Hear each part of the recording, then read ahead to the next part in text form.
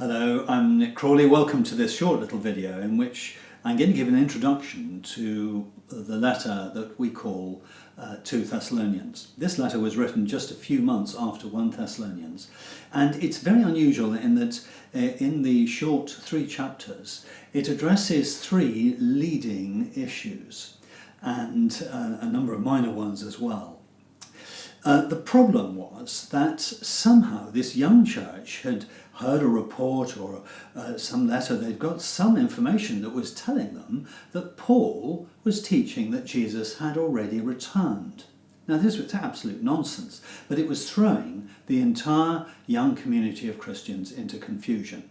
And so Paul writes this letter full of compassion, but also great wisdom. And he does tell them off. He does say, look, you're very foolish, allowing yourselves to be thrown in this way, because I'm not teaching this stuff. And you've worked yourself up into a right mess.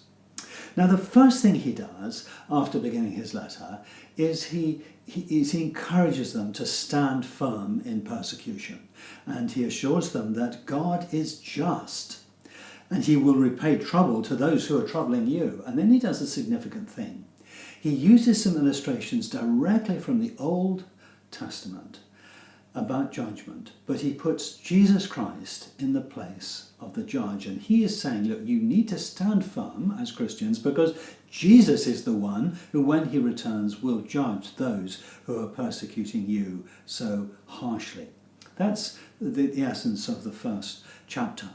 And there's some important other points that he makes in relation to that. And then he moves on to, at the beginning of chapter 2, to correcting them and saying, really, you should not have fallen for this mistake. It was foolish of you to do that.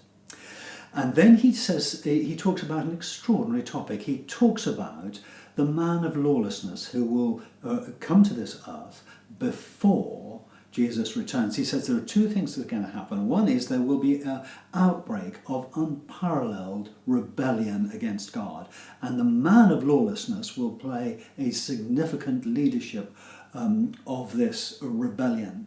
And then, in contrast to the revealing of the man of lawlessness, Jesus Christ will be revealed, the parousia of God, parousia of Christ, and he will sweep away the man of lawlessness. And so he corrects the false teaching that had been deluding this young community. And then the last thing he does is to speak about the importance of work. And he makes the point that the people who will not work should not eat. Now, he's not saying that if you haven't got the opportunity to work, that's wrong, or you can't, or whatever. He's saying people who will not work should not eat. And he teaches very, very strongly on this, probably because some people, just a few people, were bringing the community into disrepute. And so we have an extraordinary, fascinating little letter.